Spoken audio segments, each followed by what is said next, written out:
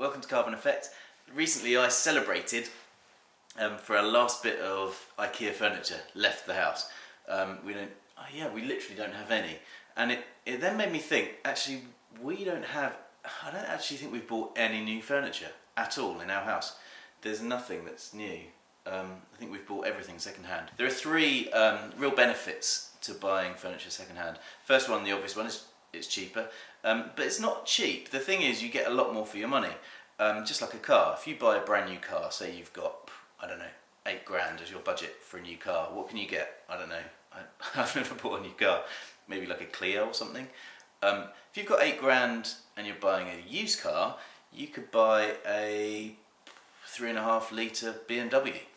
A people carrier, you could buy you could buy something pretty hefty or pretty fun.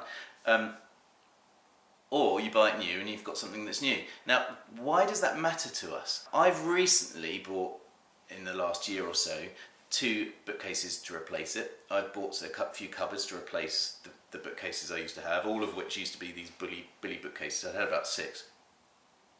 They all just started falling to bits. They all lasted between 5 and 10 years old. That's not good enough, I don't think, for furniture. And what I've replaced it with is like 100-year-old, really lovely Victorian pine bookcases, and the cupboards and stuff that I have are also, they're solid. They're built like tanks. You need 2 people to lift them. A Billy bookcase, you need 2 people because it sort of starts moving like that and you need someone else to help you. It's not because it's well built, it's because it's terrible.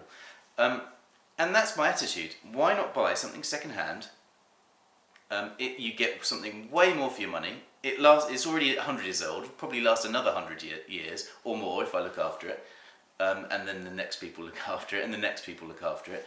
And you sort of see furniture as being something that is just, it does a job, rather than it looks pretty. Now, that's the other cool aspect. I buy stuff second-hand.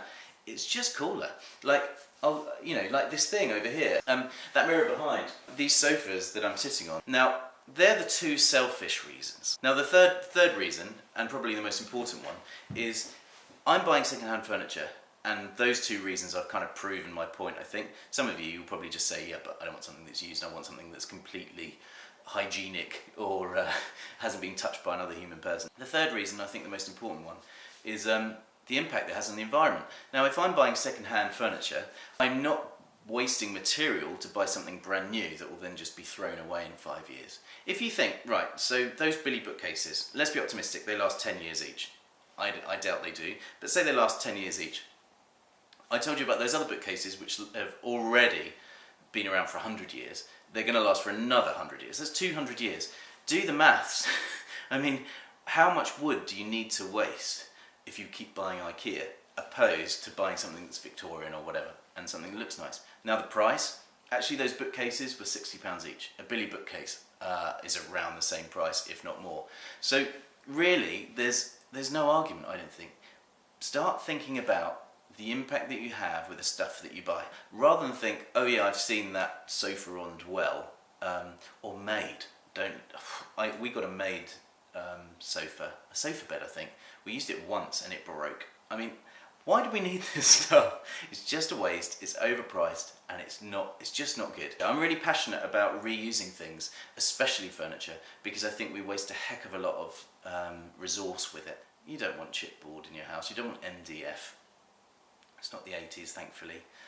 Start thinking about buying solid things that you can really like and treasure. Let me know, if you've been thinking like this, I'd love to hear from you. Again, I want to be that kid and join with me to say, but he's not wearing any clothes. I think this is a big issue. We don't need to have rubbish and produce so much rubbish that just hits landfill.